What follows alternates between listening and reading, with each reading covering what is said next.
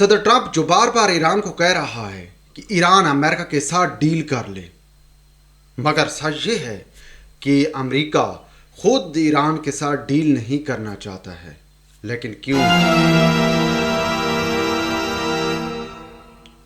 ایران اور امریکہ کے درمیان اب بہت سے نکات پر پیش رفت ہو چکی ہے،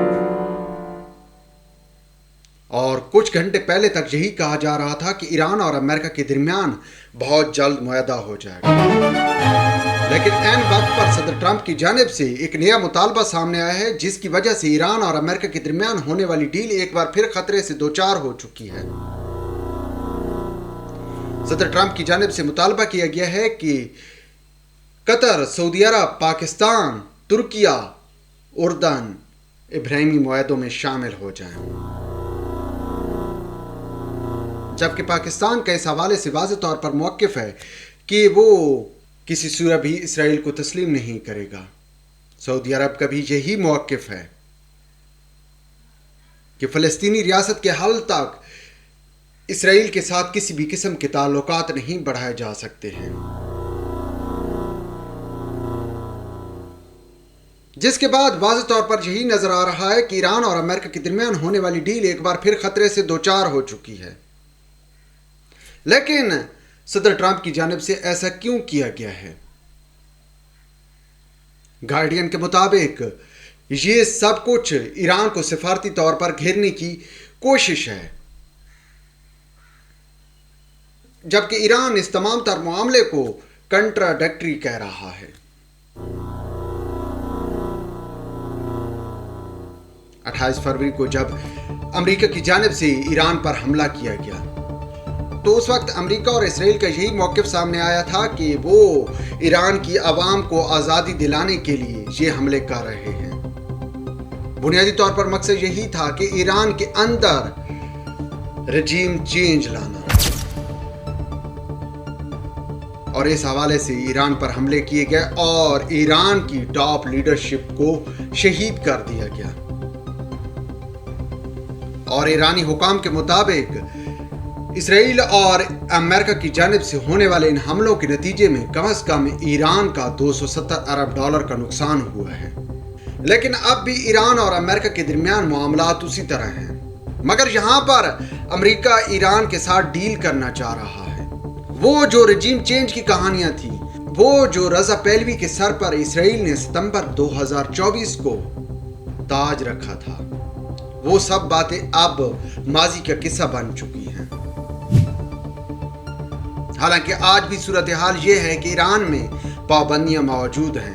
ایران کے اندر 87 روز گزرنے کے باوجود انٹرنیٹ تعطل کا شکار ہے۔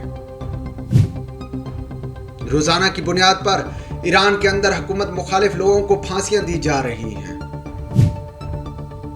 لیکن اب وہ تمام تر سیاسی معاملات یا وہ سیاسی کہانیاں صدر ٹرمپ کی جانب سے نہیں دہرائی جا رہی ہیں۔ اب یہ کہا جا رہا ہے کہ ایران امریکہ کے ساتھ ڈیل کر لے، لیکن ایسے کیوں؟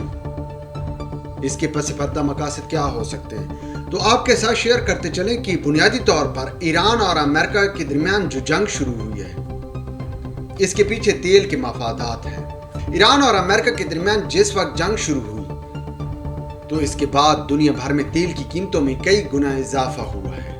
یہ بات اپنی جگہ بجا ہے کہ آج بھی سعودی عرب خام تیل برآمد کرنے والے ممالک میں سر فہرست ہے، مگر اس کے ساتھ ساتھ امریکہ بھی تیل برآمد کرنے والے ممالک میں تیسرے نمبر پر آ چکا ہے، اور اگر وینزویلا کے تیل ملایا جائے امریکہ کو آپ کہہ سکتے کہ وہ اس وقت دنیا میں سب سے زیادہ خام تیل برآمد کر رہا ہے۔ جاپان جو کہ اپنا 95% تیل مشرق وسطی سے خریدتا تھا، وہ اس وقت اپنا تمام تر تیل امریکہ سے خرید رہا ہے۔ اس جنگ کے دوران روس کا تیل جو کہ پابندیوں کا شکار تھا، اب وہ روس تیل سے خوب دولت سمیٹ رہا ہے۔ مطلب آپ یہ کہہ سکتے ہیں کہ ایران امریکہ جنگ بنیادی طور پر تیل کی جنگ ہے، اور یہاں پر امریکہ جانتا ہے کہ اگر مشرق وسطی میں حالات کشیدہ رکھے جائیں، ابنائے ہرمز کے راستے میں کانٹے بچھے رہیں، تو امریکہ کا تیل ایشیا میں خوب بکے گا۔